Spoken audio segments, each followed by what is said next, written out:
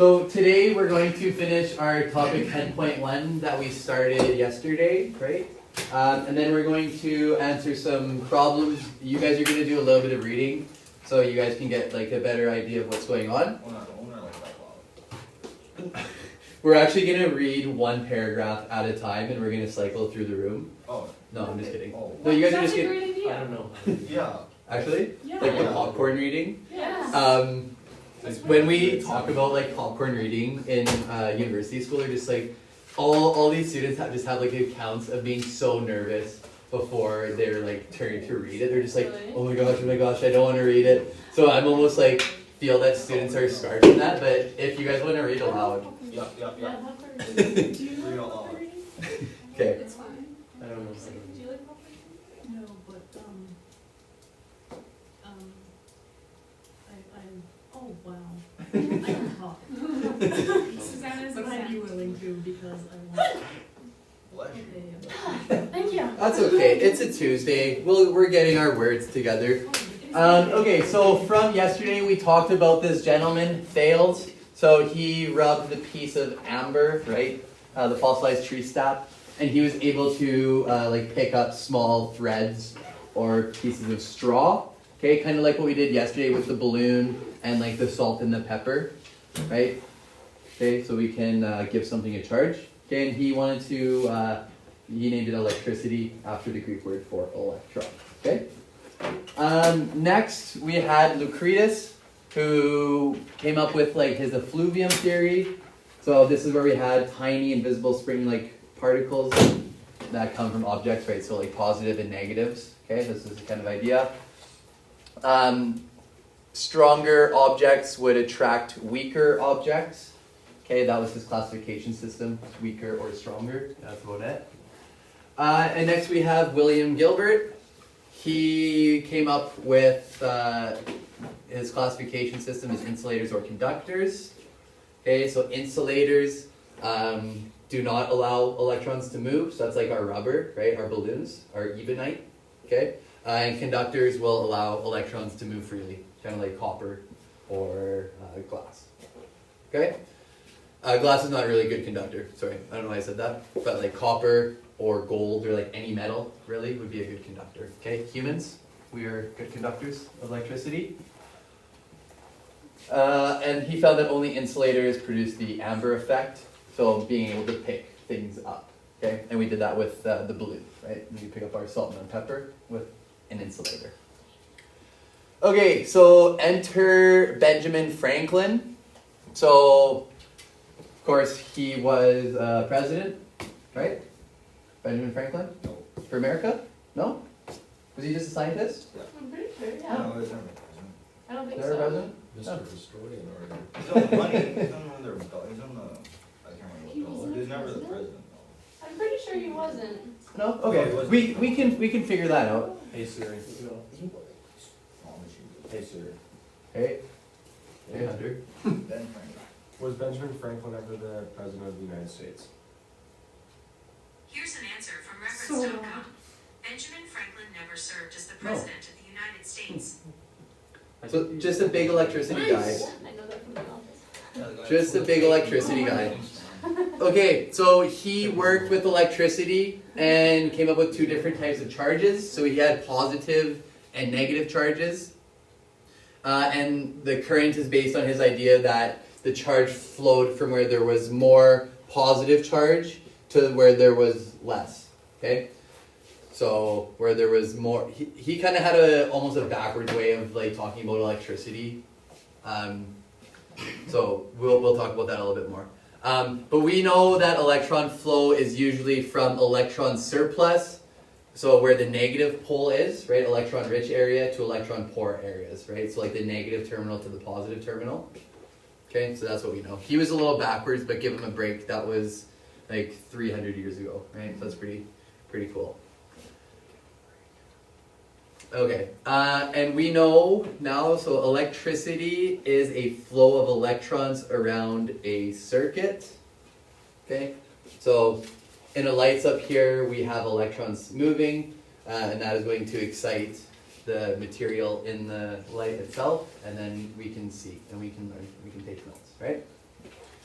all good. And we'll talk more about that later on in this unit. Okay, yesterday we talked about static electricity in our balloons, right? So this can be explained by attractive and repulsive forces of electrons and protons. Remember, our protons are going to be part of the positively charged nucleus, and our electrons are going to be orbiting that nucleus in specific energy levels, right? Yeah, we'll talk more about that later on too. When we were doing the balloon experiments, we were pushing it to the wall, okay? The only thing that we were changing was the electrons, okay? We were not changing the structure of the atom by any means, okay? We were just moving the electrons around. We weren't creating like a different balloon element, right? It was still the rubber. We were just messing around with the electrons. Like when we hung it up to the roof, we were just shifting the electrons in the roof so they would orient and attract to that balloon itself, okay? I was actually really amazed at how long those balloons stuck around for. Because it was like 12:20 that we were in here, around that, and they were still here at 3:30. So about 3 hours. It's pretty sweet. Could you imagine hanging on for 3 hours? No. They have this thing at the Stampede, and I think you just have to like do not even like pull-ups or anything, you just have to hang from the bar for like 3 minutes or something like that. I don't know. Of all the people that I've watched, no, I wouldn't be able to do it. No. Of the people that I've watched, I think I saw like one person that was actually able to do it. That's just one of those games. It's like so simple. It's like just hang onto the bar for 2 minutes, but then you get there like 45 seconds and you're like, right? You start shaking, you get your lactic acid building up. I think you just hang or you have to do a pull-up? You just have to You hang. just have to hang there. I'm pretty sure. Hang. Either way, you could do over grab or under grab, but you just had to hang for like 2 minutes. Yeah, and then you can go to the Stampede and like get all the toys, right? Yeah. The rock one. Whoops, sorry. That's okay. So we talked about conductors and insulators. So copper is a great example of a conductor. These will allow electrons to move through them with relative ease as compared to insulators. Okay, so glass or rubber is an insulator. Okay, they don't really let the electrons move around all that much. Right, you can't put a current through a piece of glass. Now that we're on the notion of glass, I can't remember where I heard this, but we're like, especially when we're in the winter and it's like minus 40 out, we're literally like 2 centimeters away from being in like minus 40 degrees Celsius. Like, I never really thought about that, and then anytime I'm beside a window now, especially when it's cold, I'm just like, thank you, glass. Thank you for keeping me warm. Yeah. So glasses are insulators, right? And if you want to improve the heating efficiency in your home, if you live in an older home, you can replace your glass windows, because typically older houses have like very thin windows, right? If you go and replace them, you'll get a thicker glass, less heat transfer from the inside to the outside. I think I have like possibly a 2-pane window. Yeah, Okay, I yep. understand. Those things are actually super cool, right? So it's like, It's either 2-pane or just super thick. yeah, so it's like glass, right? And then you have something like this, so glass. And you have air in here, right? And then just having that like little buffer zone almost of those air that's just going to keep your house warmer in the winter. Or cooler in the summer if you have AC. It's bougie. I don't have AC, I've never had AC. It's fine. You don't need it, right? Just open a window. Take your shirt off. Yeah. Or just turn the AC on.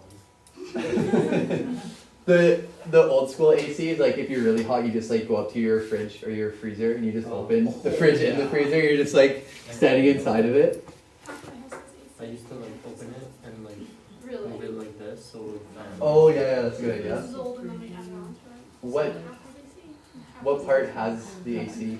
Like upstairs. It's the upstairs. Yeah, but At least it like will kind of fall down because cold air sinks. It sucks. There's one room in the house that's like nice and cold and everything else is like toasty. You're like, why? Yeah.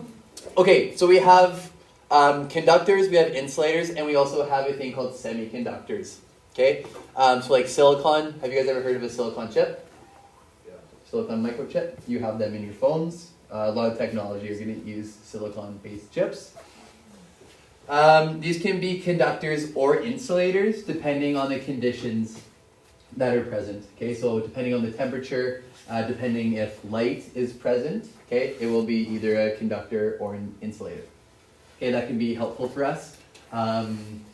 Photocopying, which you guys will read a little bit about today, is used on the idea of semiconductors, which is pretty interesting.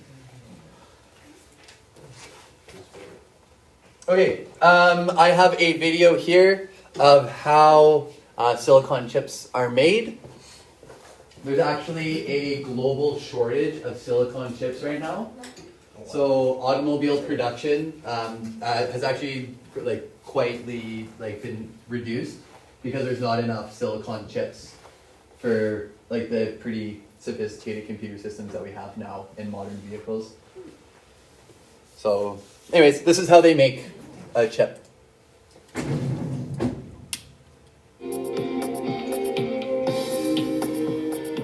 This is the raw material chips are made of. Sand. It is made up of silicon dioxide. Silicon is the second most common element on the Earth's crust and only exists in bonded form. Complicated chemical and physical processes are needed to convert silicon into a crystalline form and make sure the crystals will meet all the requirements necessary for chip production. The final product is a monocrystalline silicon rod of highest purity. This means the rod has only one impurity atom for every 10 million silicon atoms. Silicon is a semiconductor. Its atomic structure looks like this. Each silicon atom has 4 outer electrons.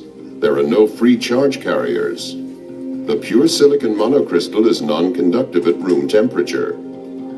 To make it conductive, small quantities of specific impurity atoms such as phosphorus are built in. Phosphorus has 5 outer electrons. The 5th phosphorus electron built into each molecule of the silicon crystal lattice can move freely. Because of this structure, the silicon phosphorus crystal is negatively charged, or N-conductive. Boron atoms, on the other hand, have only 3 outer electrons.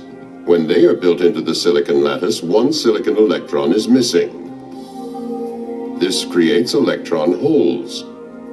They move through the crystal like positively charged electricity particles. The material is positively charged, or p-conductive. The transistors in modern memory chips are constructed from p and n-conductive layers such as these. Transistors are the smallest control units in the microchips. Okay, and don't worry too much about the terminology if you don't know what it means, okay? I just wanted to show you guys kind of the overview of this, okay? The heart of an NMOS transistor, for example, we find p and n-conductive layers of silicon crystals.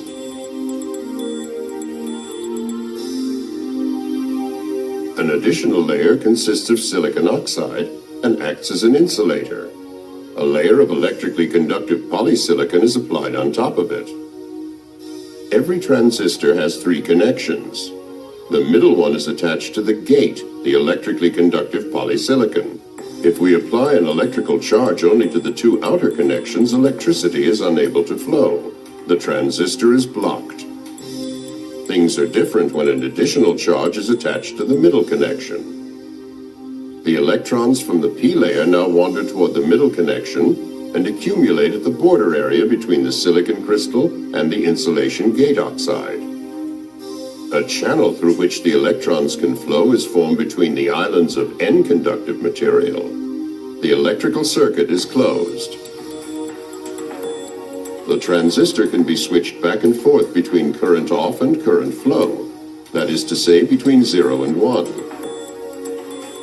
This binary system is the basis of electronic data processing. Okay. So that is how silicon chips are made.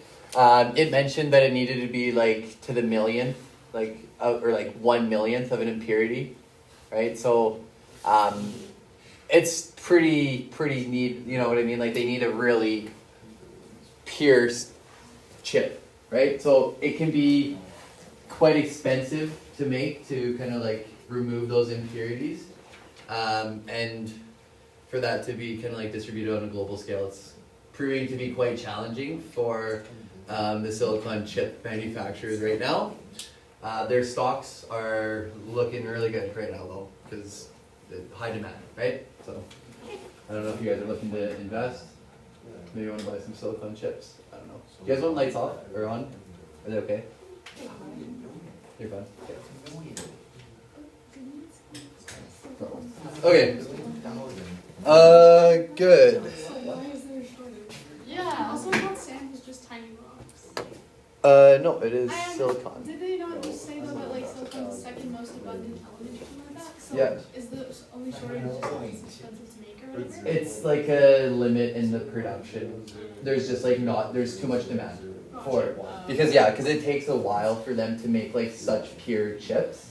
Right. Right? So it's not because there's like a lack of being able to make them. It's just the production of like vehicles and stuff has increased to an extent that it can't keep up, or what? That's Okay. that's what I gathered from that. Alright. Yeah, so silicon chips, they're needed. So if you guys want to go and make some chips, don't eat those type of chips either. I wants to drink hydrogen peroxide. So. No, I did not see that. Do you guys hear the chemist joke about two chemists walking to a bar? No. The first chemist orders H2O, and the second chemist orders H2O2. The second chemist died. No, she said that. Huh?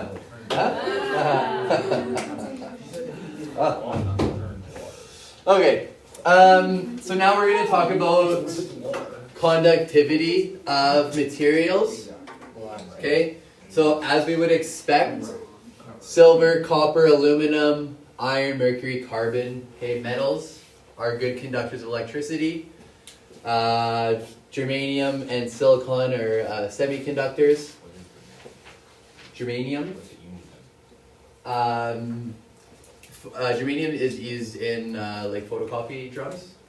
I think you guys are gonna read about germanium today. They find it in Germany. That's a good question. Germanium? I don't know. I feel like there should be something with plants.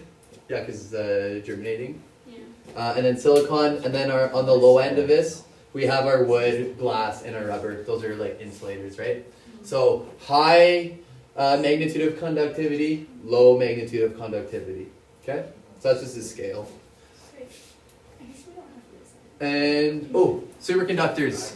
Has anybody heard of superconductors before? I have a few. Heard. I don't know what they are. No? Okay. Nice. Say that again? Really strong magnets? Kind of. Kind of. The idea of superconductors are that they, at a very low temperature, there is like zero resistance to movement. Wait, So superconductors, if you can get them to a really low temperature, there's going to be no resistance to the movement. What's that mean?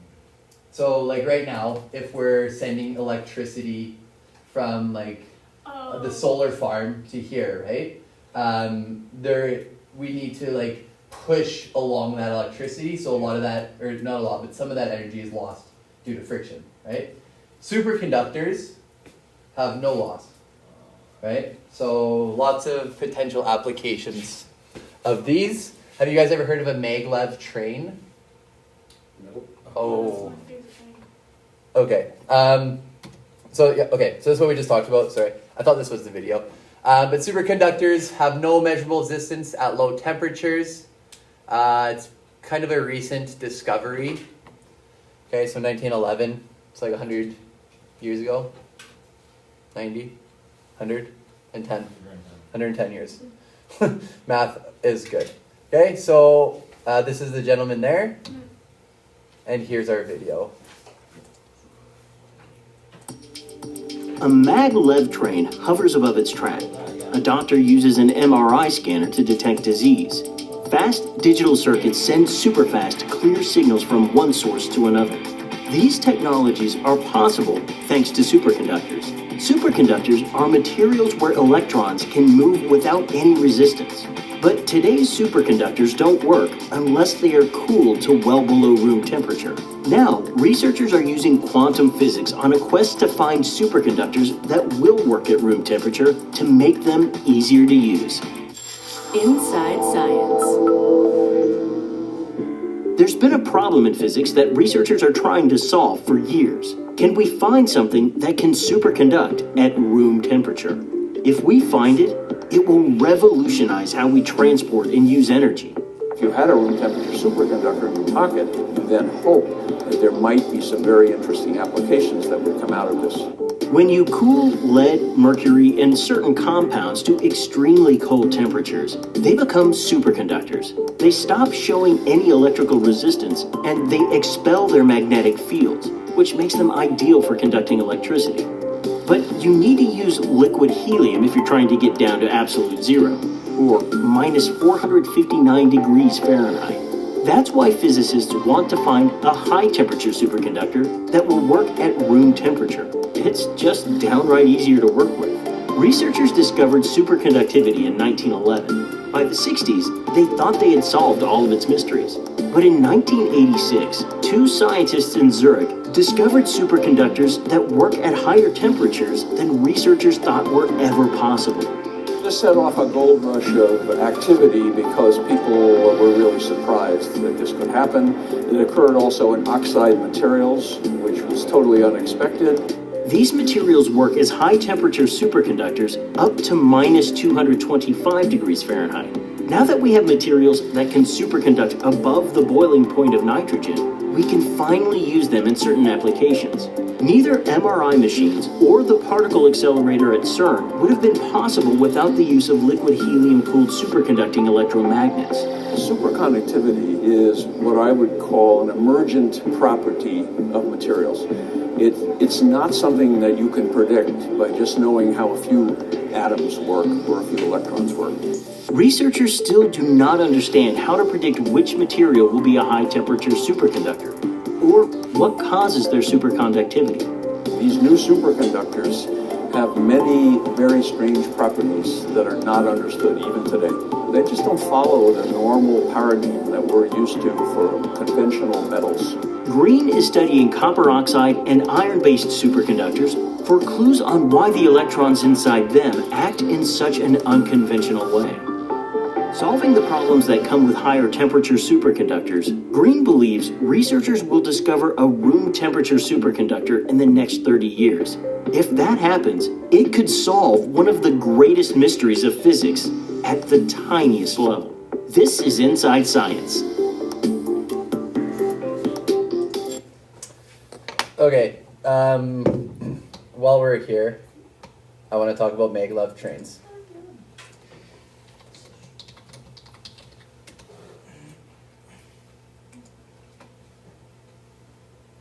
Oh, yeah. Apparently 600 Grammarly can help you write quickly and 600 kilometers per hour. I thought there was a new one that's gonna be ready. High-speed maglev vehicle with a speed of 600 kilometers per hour has successfully conducted a trial run in Shanghai.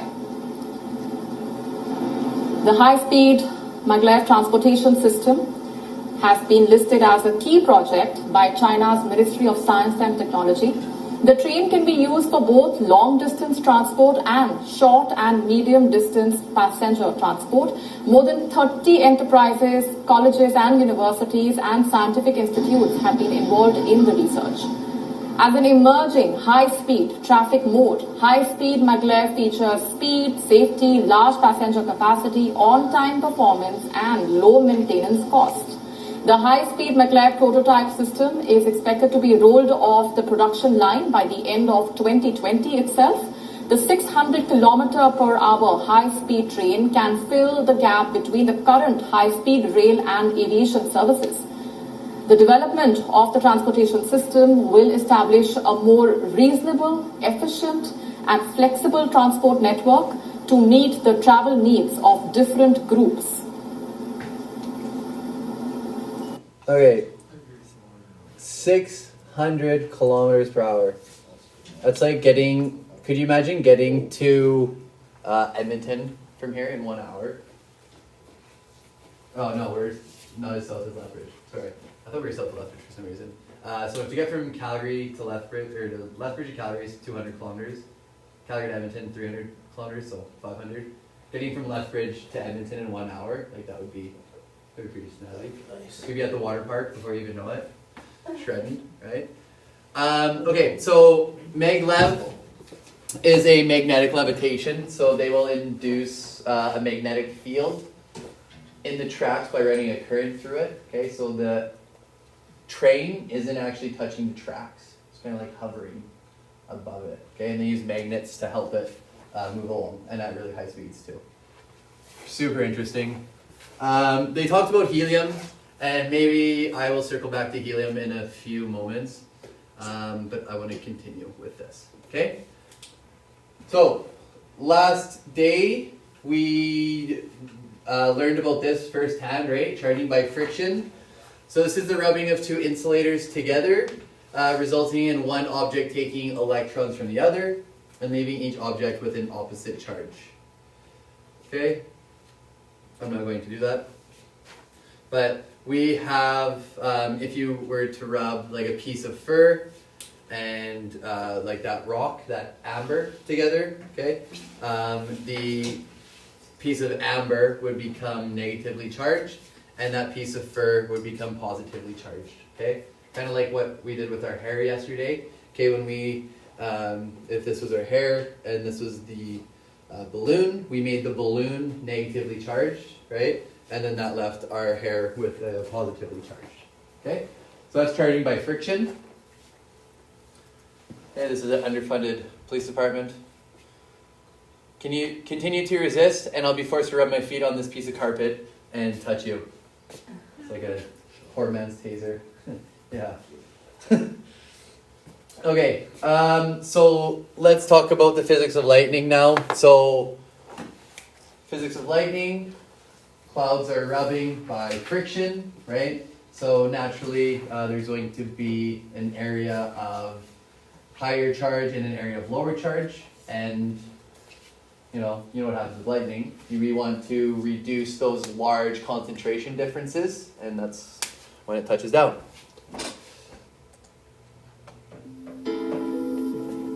Sorry for all the videos today, but... A flash of lightning and a rumble of thunder. But what exactly are these spectacular occurrences? It's okay.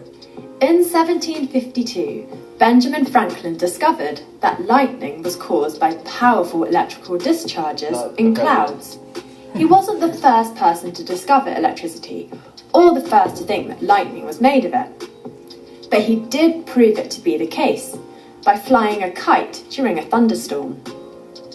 Luckily, his kite wasn't actually struck by lightning, because it would have fried him in his boots. Thunderstorms are caused by small electrically charged particles. As water molecules in the cloud are heated and cooled, they move up and down against each other. There is a separation of charge, forming two poles within the cloud. One part becomes negatively charged, and the other part becomes positively charged. Objects on the ground then become oppositely charged to the lower part of the cloud. Okay, so this is kind of like what we did with our balloons, right? So we'll say that the cloud is our balloon, right? So we get like an area of negative charge on the balloon, right? And then when we put it up to the ceiling or to the wall, right? When you did that, the electrons in the balloon pushed away the electrons that were in the ceiling, and then it kind of flips it, kind of like this. So that's how they were being attracted and how they stuck together. Okay. Imbalance tries to resolve itself by passing current between the differently charged poles. Charged particles always flow in the direction where there are less particles of the same charge. This results in a lightning bolt. Sometimes the bolt will carry a positive charge and sometimes a negative charge. At first, there is a bolt which is invisible to our eyes. When the invisible lightning bolt gets close enough to the ground, there is a powerful discharge of energy. So powerful, in fact, that it results in an electrical arc. And this is the lightning bolt that we see. The electrical... Okay, sorry for keeping pausing this. You guys took Bio 20, right? Did everybody take Bio 20?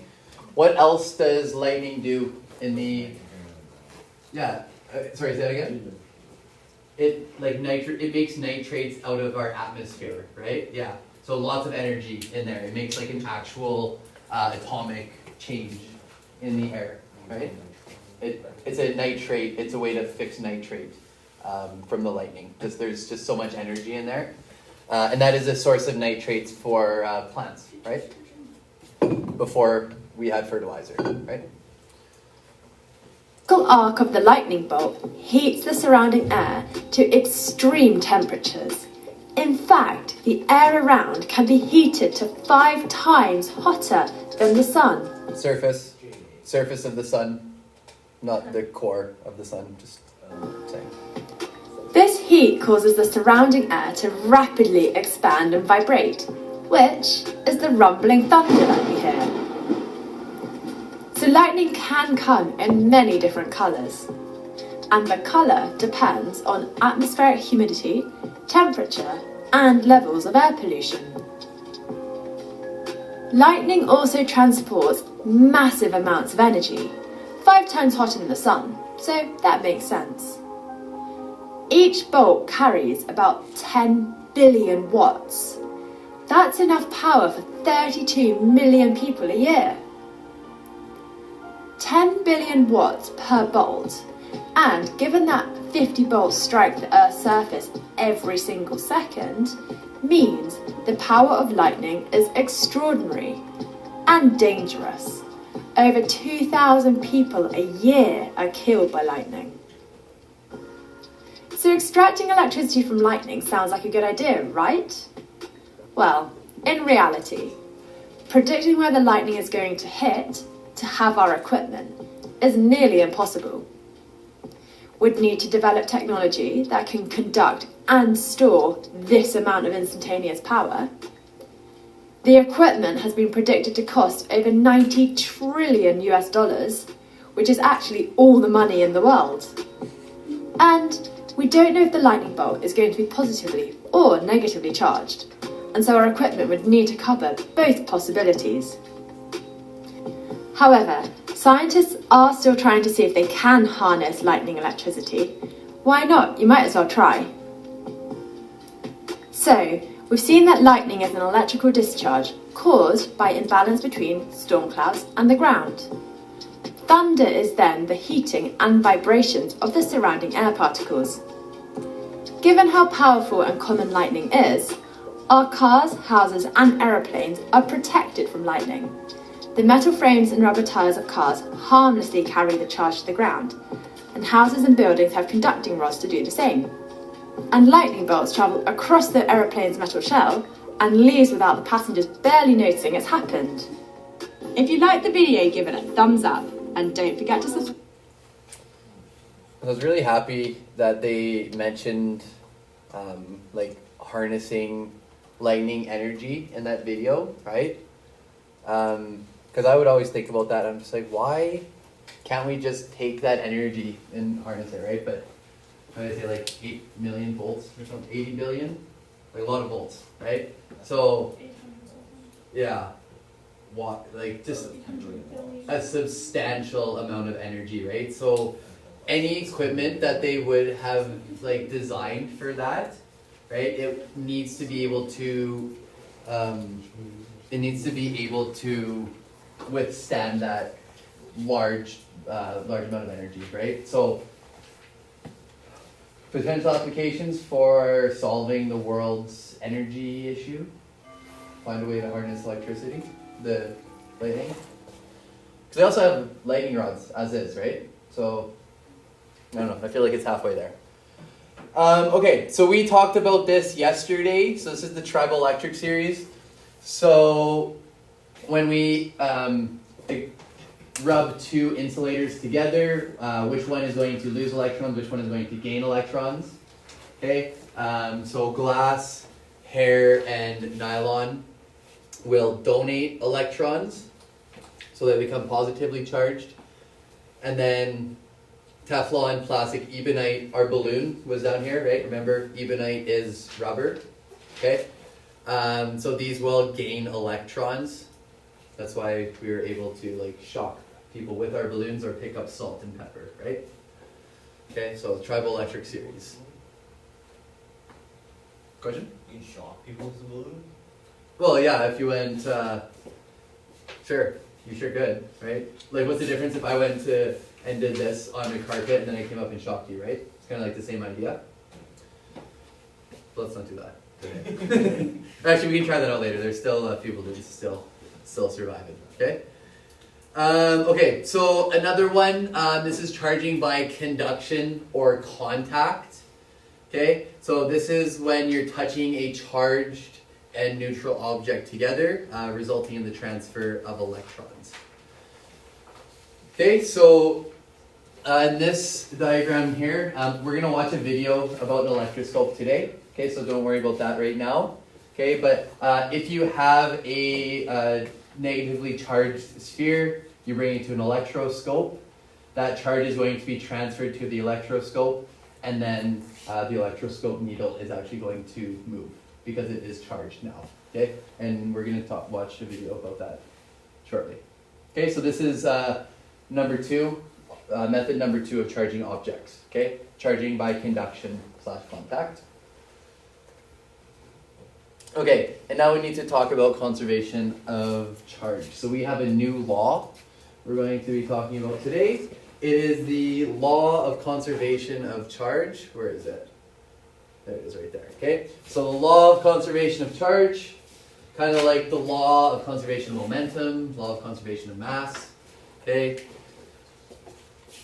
Charge before contact must equal charge after contact, okay? That's the law of conservation of charge.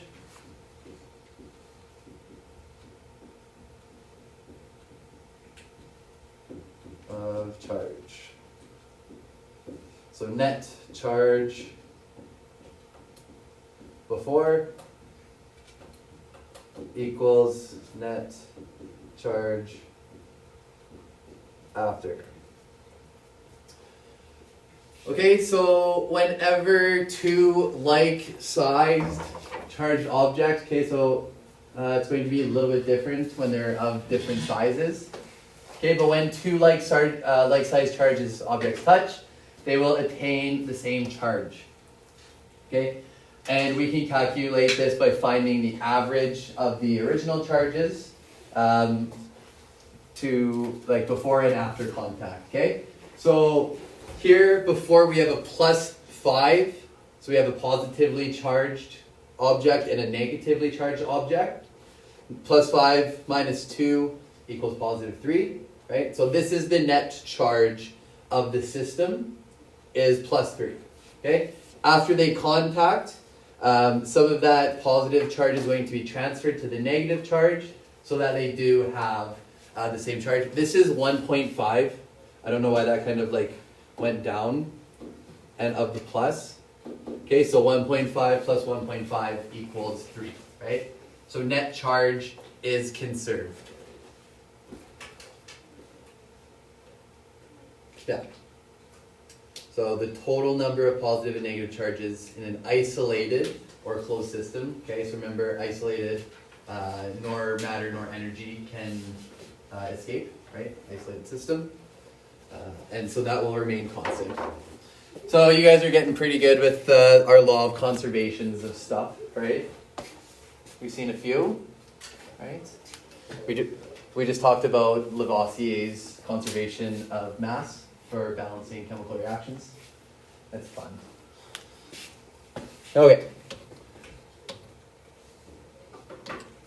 So if we have two, so remember yesterday, or not yesterday, last slide I talked about if they were the same size, they're going to get the same charges, right? But if they're a different size, the object with the larger area will acquire more charge because that charge is going to be kind of like, there's more area in the larger object for that charge to be kind of separated throughout the sphere. Does that make sense? There's more area for that charge to be dispersed. So, example of that, let's say we had a -2 and a +1. Okay, -2 is smaller, or bigger, rather. So this is before, and then if they were to hit, so I have a net charge of -1. This one might have a -2/3, and this one might have a -1/3. Okay, that's what that is kind of saying, because this has more area for that positive or that negative charge in this case to kind of separate from one another, right? Good. Does that make sense? Questions? Can it just be a half and half, or? If they were the same size, yes. So it'd be 3/4 one. Technically, if it was even smaller.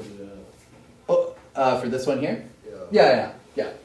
Something like that, right? But all I'm saying is that if they're different shapes or different sizes, they're going to have different charges. The bigger one is going to have a little bit more charge. There's just more area for that to be distributed.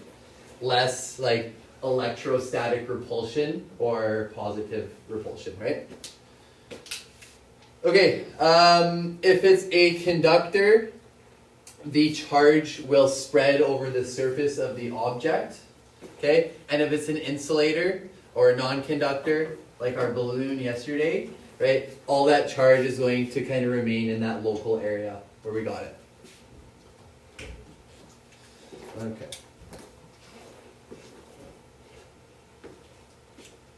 And lastly, we have charging by induction.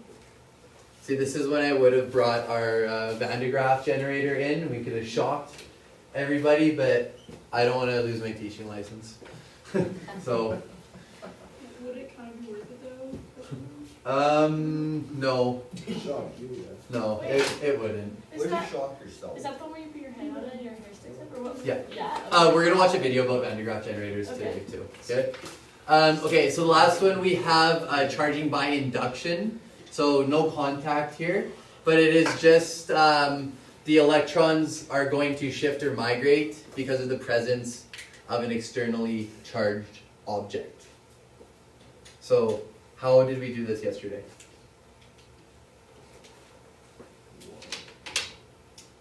Charging by induction. So electrons in a neutral object, so the roof, the wall, shift or migrate because of the presence of an externally charged object. How did we do this yesterday?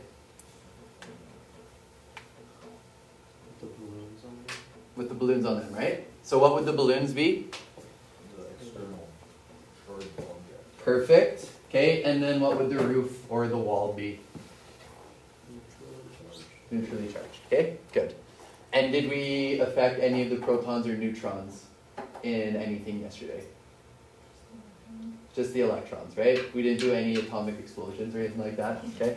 We kind of wanted to. For educational purposes, I think we should watch the Hangover scene in Hangover 2. Yeah, taser. Maybe not today. Educational purposes. I need a broadcasting license to show movies in this school, you know? Really? Yeah. Wait, on broadcasting? Yeah, like if I want to show a movie from like Hollywood, I need to either like buy a license for it. Teacher shows movies all the time. So is Rita have one then? Probably. Is it easy to get one? You just have to like apply for it or buy it. She probably does. I don't really know too much about it. I just like, Do you think most teachers do that? sorry? You should buy it for each movie? Yeah. Each movie? Yeah. Or you could just do it illegally. That's bad. Yeah, but most teachers just like stream it off the Even internet. if it's on Netflix, you have to buy it. Yeah, on Netflix you can show stuff for educational value. No, You can. you cannot. Like, so you could tell not us have that your by Netflix blocker. account. Sorry? But you can tell us to go watch. Yes, exactly. I could be like, hey, your homework for today is you're gonna go home and you're gonna watch the series. Wait, so you couldn't just pull up your Netflix and we could like watch an episode of like. Star Wars, for example. But there's Oh, no Star Wars on no. Netflix. No, What not. shame. I mean, I Star could, Wars isn't on Netflix. But it would be but good. not legally. Yeah, exactly. Oh, So, that's weird. Okay. anyways, Stuff is- so this is like a physical diagram of what we did yesterday, right? Except for this has a positive rod. So if you had a positive charged rod, the electrons in the metal are going to be attracted to it, right? The positive charges are repelled away. So this becomes polarized, okay? Because now we have an arrangement of electrons that they're not just like randomly organized anymore, right? We have our negatively charged electrons on this side and we have a positively charged side, okay? That is what we call polarized. Kind of like how magnets have poles, right? North pole, south pole. It's like arranged, okay? And the metal's net charge, the roof, ceiling, or the wall, its charge is still 0, but it's been polarized, right?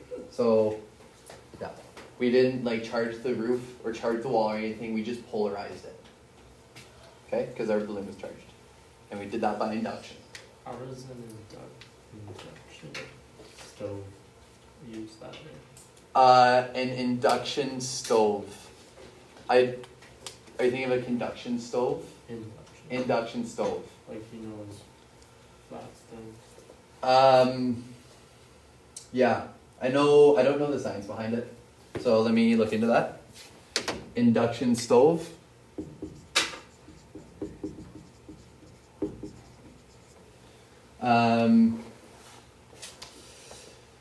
Yeah, I don't know. I think it would, if I'm just thinking about it now, because if you have like an induction capable pan, right? Yeah, there's like a thing you can stick onto it, and it has to be able to like be magnetic to stick on it, right? So the pans themselves are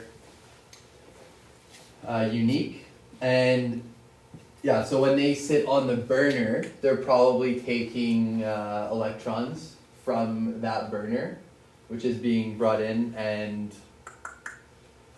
yeah, and then it's probably polarizing the actual pot, pan or pot, whatever you're cooking with itself. Yeah, because like I know like for our stovetop we need like I think like something to do with magnetized pots or pans, like we need specific ones for it to work. Yeah, exactly, right? So it's just like, does it cook the same, better? I think it heats up way faster. Yeah, it heats up fast. Does it? Yeah. Yeah. Interesting, and that's probably just because it's like it's not. Yeah, because it's not like the conduction of heat, right? It's induction of electricity. Right. Because electricity is faster than heat. Yeah. Cool. Nice. Good question. Really good question. Okay. Good. No, that's. Okay, now I have some more videos for you. This one is this one's involved with the Van de Graaff generator. Okay. How are you guys doing? Do you guys want to like take a break, or do you guys need a break, or are we good? Because we still have 30 minutes left, and I've been talking for 3 minute break. Yep. Great. Remember Deal. that time Hunter asked me to show you why we snort cocaine? It wasn't snort cocaine. It was just snort. What? What was your answer? Because you got more Do you have more receptors in your nose apparently? than in your stomach. Because we were talking about surface area and like digestion stuff. So like people would grind up pills to make it digest in their stomach faster. Hmm. So I was like, And your blood. why would people snort powder rather than just snort a pill? Or no, snort instead of digest like a powder. Yeah. I take my ADHD pills, I just put them up my nose. Like a little tic tac. You just like close one. You're like, Oh golly. What? Snorted What Tylenol? do you think would happen? It would be the same thing, right? Because it's one way or another. So if it goes through your nasal cavity, so when you like take Tylenol, it is not digested like food, right? It goes through your stomach lining, just like water, okay? And that's because if you take a toxin or something, your liver wants to process it as fast as possible, right? So if you're snorting a Tylenol, for whatever reason, I think you got bigger pain. You need more than Tylenol if you're snorting Tylenol. But yeah, so it would be the same thing. It's just going to get into your bloodstream faster, right? But it's still going to be processed by your liver the same. Wait, like, would that hurt though? Your nose? Probably. You're right. Do you ever not snort like the... A pixie stick? Yeah. Yeah. You people do this, why? Have you ever done six before? Yeah. Snorted, I ate it. Like a normal person. Did you really snort like peppers or something like that? Huh? No. Who would do that? My brother said that. I know like one of like You wanna burn You snorted pretzels. Wait, did you say pretzels or peppers? Yeah. And I threw up. Pretzels. I was pretzels. Pretzels was fine. Really? You're just like, Pepper would burn your nose. Yeah, I know. Wait, you didn't burn the first time that you do cocaine then? What? Are you gonna try it? Yeah, Mr. Jones. I don't know. I tried to snort Coke once, and I got ice cubes stuck on my nose. I'm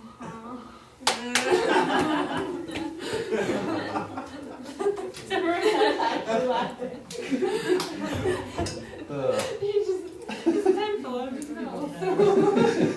Gee. That was actually funny.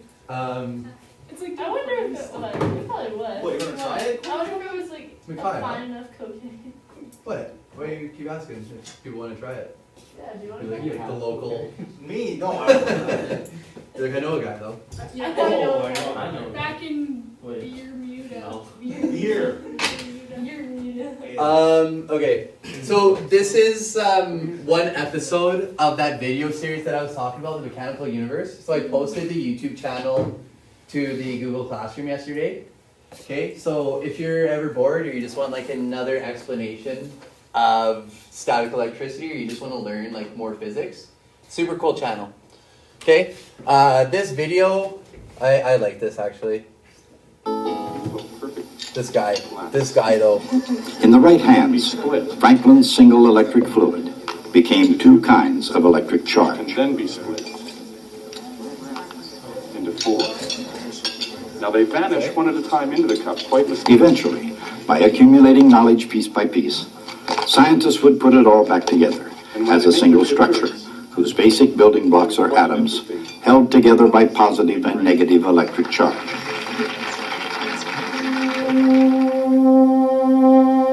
At the core of every atom is a nucleus, which is made up of protons and neutrons. Protons contain its positive charge. The atom's neutrons have no charge, which means they're electrically neutral. The nucleus as a whole is surrounded by electrons, which have negative charge. And on the whole, each neutral atom has the same number of protons and electrons. The positive charge of each proton balances the negative charge of each electron, and they're bound together by the attractive electric force between them. Now they vanish one at a time into the cup, quite mysteriously. When they reappear, But this rather special balancing act, like any other act, is sometimes less than perfect. As a matter of fact, not all atoms are neutral. Some have too many electrons, or too few, in which case they're called ions. In fact, sodium ions with a net positive charge and chlorine ions with a negative charge are bound together by the electric force into crystals that make up ordinary table salt. But whether their atoms are ionized or not, solids, liquids, or gases, all matter in the universe is bound together by the force of electricity.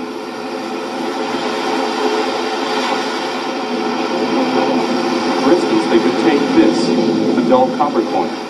And of all the forms of matter, none exhibits the effects of electricity more clearly than metals. Into solid gold. Gold. The stuff that dreams are made of.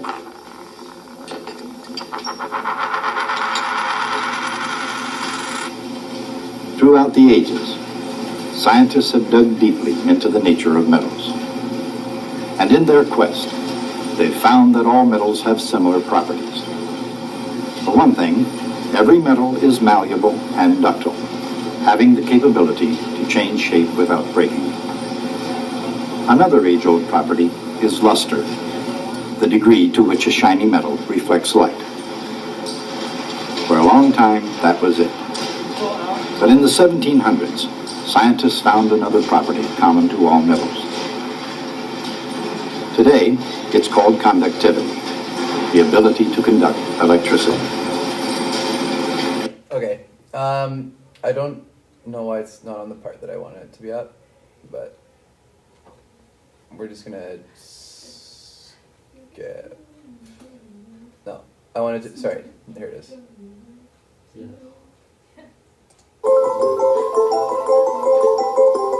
If a positive charge is brought near a metal, it attracts the mobile, negatively charged electrons toward itself, causing them to pile up at the nearest surface.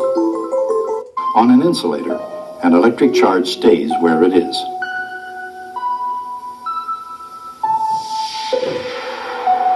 But on a metal, it spreads out instantly. That is, the metal conducts electricity.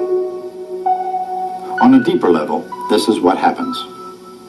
Each atom of a metal can be thought of as a positive ion with one or two loosely bound outer electrons.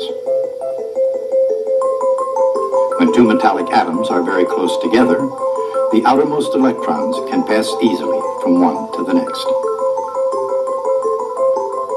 As more atoms are added, electrons can range farther afield. Those mobile electrons are known as conduction electrons, and they give metals their special properties. In this way, all metals are electric conductors because every metal is like a giant molecule in which a number of electrons are shared equally by all the atoms. Picture it as a structure of positively charged ions, glued together by a fluid of mobile electrons.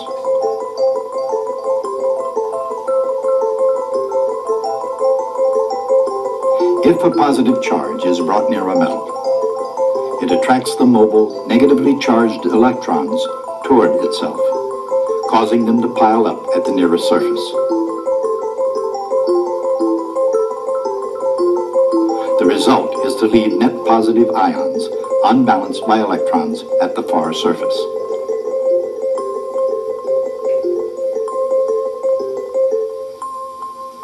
The closer an electric charge gets to a metal, the more charge of the opposite sign builds up on the near surface, and more charge of the same sign is left on the rest of the surface.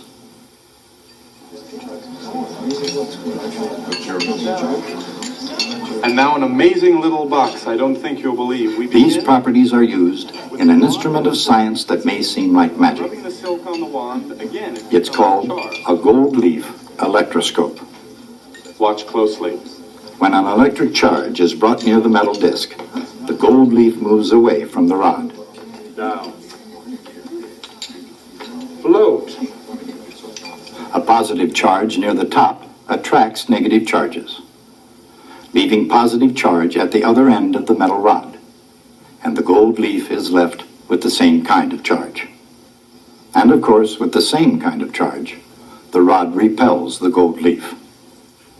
Okay, so this is an electroscope, a gold leaf electroscope, so make sure that you guys can understand this, okay? I'm going to show you guys another video after this is over about that as well. Okay, so just make sure we're paying attention. Mikhail, you're not snoozing back there, right? Okay, good. When the wand is removed, the leaf falls back down, unless charge is transferred to the disc by physical contact. Down. Float. Stay. Physical contact leaves the rod and gold leaf with a net excess charge, and the leaf stays up. But it falls again at a touch of the hand. Down. The hand, which is itself a conductor, connects the post to the electroscope case. But where on earth did that extra charge go?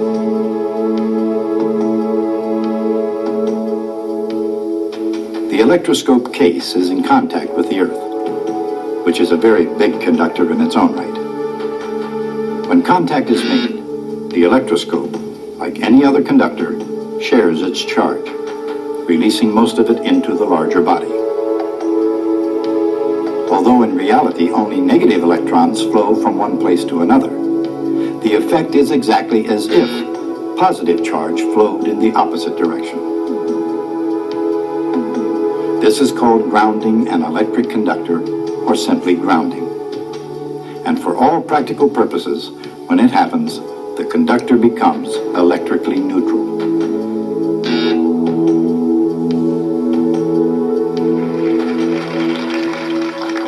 If that's the case, how does anything ever get charged in the first place? One way is friction, which is no surprise to anyone who's walked across a dry carpet and received a shock. But there are more effective ways to charge by friction. This is where I got the idea to bring my cat in. It builds up a static charge so that the paper clings, as if by magic, to the rod. Okay. Okay, I'll leave that. So induction again, right? So if we had a balloon, if we had a pop can, if we moved the negatively charged balloon towards the pop can, the electrons in the pop can would move to the opposite side. Protons would move towards the electron, right? And then we would consider this to be a polarized pop can. Okay? Polarized Pepsi. Okay, we went over this yesterday, so I'm just going to skip that for a second, and I just want to show you guys this electroscope video. This is a good one.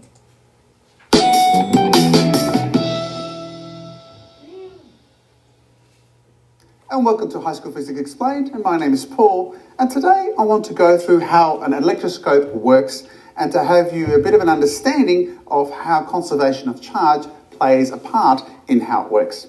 So what I have here is a Perspex rod and a piece of silk. And a Perspex rod and a piece of silk, when in contact with each other, will cause some electrons to be transferred from one substance to the other. Namely, some electrons are taken from the Perspex onto the silk. And if I were to rub it a little bit more vigorously, I would cause more electrons to be transferred from the Perspex onto the silk. We have conservation of charge. We haven't lost any So positively charged rod is what he has, okay? If you guys, just to make sure we all have that. He has a positively charged rod now, okay? Electrons have just been transferred from the Perspex onto the rod. But how do I know this is positively charged? Well, that's just where the electroscope comes into play. So if I rub this like so, and then place it over the electroscope, you can see the needle starts to move away. If I take the Perspex rod away, what happens, of course, is the needle returns back to normal. But why is this so? Well, when I bring this Perspex rod close to the metal plate, and this is connected here with metal connections over here, is that as I bring the Perspex rod close to this, the electrons in the metal, they are conductors, will start to be attracted towards the top of the plate. In other words, if I bring this closely like this, the top of the plate becomes slightly negative as the electrons are attracted to the positive Perspex up here. Of course, now that means I have slightly less electrons down the bottom, and I have two bits of metal, one that is balanced very sensitively and one that is fixed. And what happens, of course, is both become slightly positively charged. Because they're both slightly positively charged, they will repel. But as soon as I take the rod away, of course, the electrons that were attracted to the top of the plate now return back to their original position. They spread out evenly over the metal, and of course it returns back to normal. But what if I want to have this needle stay fixed? Well, one way I can do that is I could... Okay, this next part is kind of important. You might see it on a quiz. Okay, he wants to make sure that the needle on the electroscope remains in a fixed position after he charges it. Okay, so just make sure you're paying attention here. This needle stay fixed. Well, one way I can do that is I can attach this with this Perspex rod. Why? Let's see how that works. Charge it up, I bring it close, it deflects, I now touch it and just make some contact like so, and then move it away, and it stays in the repel position. What I've done is I've actually removed some electrons from the electroscope, and they've moved onto the positive charged Perspex rod over here. And now, of course, this is overall get a slightly positive charge, and the two pieces of metal stay repelled. What if I touch it? Well, my body is connected to the ground, and of course, if I touch it, some electrons from the ground through my body will neutralize this, and so we will get our electrons back. I touch this, and the needle returns back to normal. And so now I've demonstrated both how an electroscope works, and obviously the strength of the charge that I've here will determine how far the needle deflects, but I can charge it by contacting it. In both cases, we have conservation of charge. Mainly, we are not losing electrons, we're not losing positive charge, they're just simply being transferred from one substance to another, and that is conservation of charge. I hope that's helped you understand how an electroscope works. Please like and share and subscribe. And if you really value these videos, consider joining up and supporting me via Patreon. That allows me... No. Great scientist, I will not give you money though. Helpful video? If you have the rod or whatever, yeah, and you touched it, and the metal stayed like this, could you charge it again? Get close to it, would it move, and then when you get far away from it, would it return to the same position? Okay, so if the needle was already charged, so if it's in this position right here, and then, sorry, could you repeat? And then you use the rod again. Oh, would you charge it more? Well, like, without touching it, would it return to that? Oh, I understand. So would this be like the new calibrated kind of starting point? I don't know. I don't think so, because remember, the repulsion is between the needle and like this down here, right? So that is when this is positively charged, and when that is positively charged, they're repelling one another, right? That's like the point of repulsion, not like where the needle starts. Did that answer your question? Not really. I mean, like, so it's like this. Yeah. Because it's like being repelled. Yeah, from the bottom here, right? Yeah. And then you put the rod close to it, but Mhm. don't touch it, and it'll go like this, right? And then you take it away from it.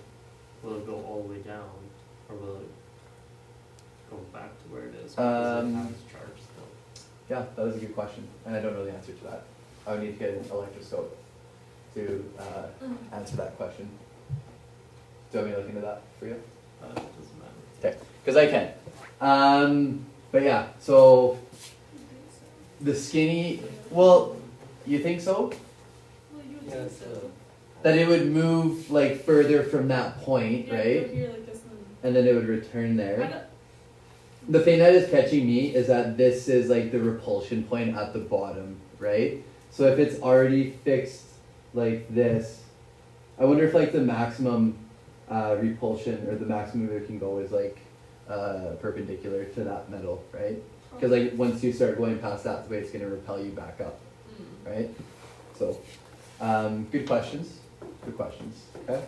But yeah, so big takeaway from this one is make sure you know you can describe how to charge an electroscope. Okay, so this process right here, you guys need to know this slide. So put like a big star on it, or whatever. Okay, make sure you know this. Yeah, it's just like you bring something that's positively charged. So whether it be like a positively charged aluminum plate, or it could be that glass rod, right?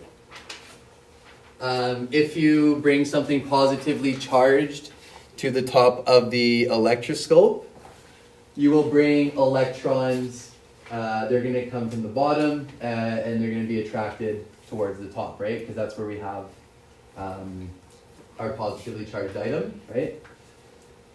And then, so once you have the electrons being attracted to the top, you're going to have more positive charges in the bottom. That's where you're going to have that repulsion of your needle. Okay, and then if you touch it, electrons are going to be coming from the ground. Okay, and they're going to come in and neutralize that charge difference, right? Okay, so then it's kind of neutral. If you then remove, if you then remove the positively charged thing at the top, those electrons are going to want to kind of distribute equally, right? Electrostatic repulsion is a thing, so they're going to kind of separate throughout the electroscope, and then it'll have an overall net negative charge. Questions? So how could you get back to the normal? Just the neutral. If you were to just touch it, we would ground it, right? Grounding, you guys are familiar, have you heard of the grounding concept? Right, like, Electric fence. yeah, electric fences, right? If you ground yourself, the excess charge is going to leave the system, and that large charge will not like be able to shock you. Wait, what? Okay, so if you have like a large charge in an object, something that just carries a charge, right? Like an electric fence. Like an electric fence. Okay. Okay. If you like ground yourself, so if you give the electricity a place to go, right, then it will go through you and to the ground and safely leave. Wait, but won't like the process of it going through you kill you anyways? No, because it's not high enough voltage. So you still feel it though? Yeah, you feel it. You get zapped, but you don't get murdered. So, okay, so let's say we have, But then why would you ever buy an electric fence?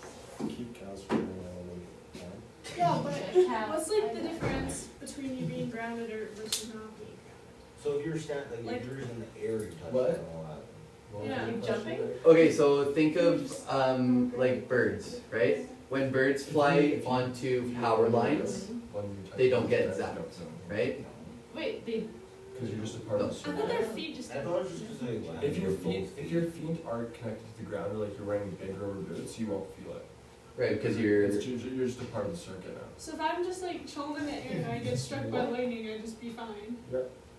yeah, just like the airplane, Just like the airplane. right? Because it's gonna pass through you. It would just go into my body and just be like, Like, Wait, what? hi, Aaron.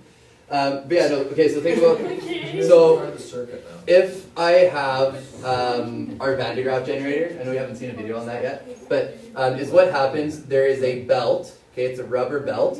It picks up electrons from the bottom and deposits it up here. Okay. So if you were to just like touch that, that charge is going to go through you, right? But if I were to ground this, so if they give you like another metal rod, right? And if you touch that to the ground or the wall or something metal, that it gives the negative charge a place to leave, It floats through its body right? to the ground. And then it is then going to be neutralized after that. So Okay. grounding is just the process of giving the excess charge somewhere to leave. It'd just be Okay. really Okay? Okay. So this Wait, something kind of jump doesn't feel anything. so this bottom one it's just a ground, right? So with these two, so like if you have a 3-pronged plug-in, you can actually rip off. Okay, folks. If you have a 3-pronged outlet, you can actually take off the bottom one and it will still work, because that's not the one that is involved with the transfer of electricity.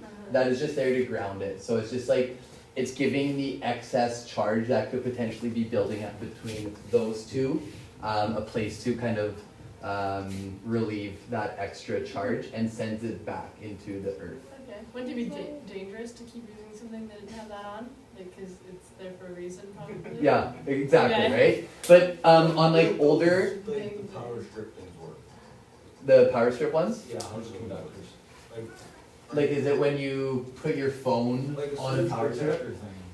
Say again? Like a surge protector thing. Oh, okay, yeah. So is what happens there, like kind of on your like electrical boxes in your house, or are you thinking of a surge protector on the extension cords themselves? like those. Okay, yeah. So is what happens there is like when you get like so much electricity coming through, or if yeah, it's just like a safety shut off, right? Once it exceeds a certain voltage, it'll just be like, no, I'm not going to, and it just turns off. Yeah. It's like same idea with your electrical boxes in your house. Like I cannot cook bacon and boil water at the same time because it's just too much energy, right? So it just shuts off right away. So I have to go downstairs and reset it, and then boil my water, and then cook my bacon after. So like a griddle. You just change it. I just boil the water because the water's for my coffee. So I boil the water, and then I make the bacon after all the coffee's steaming.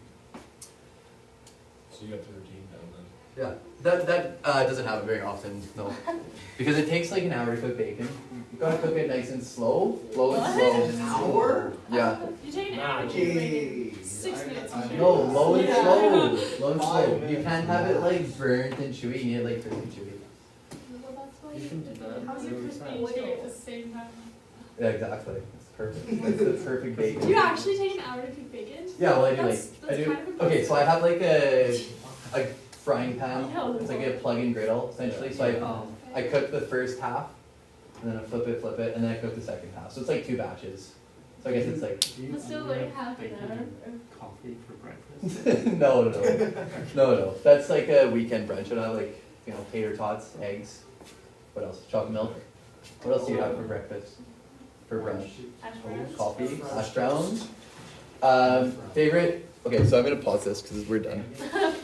Sorry.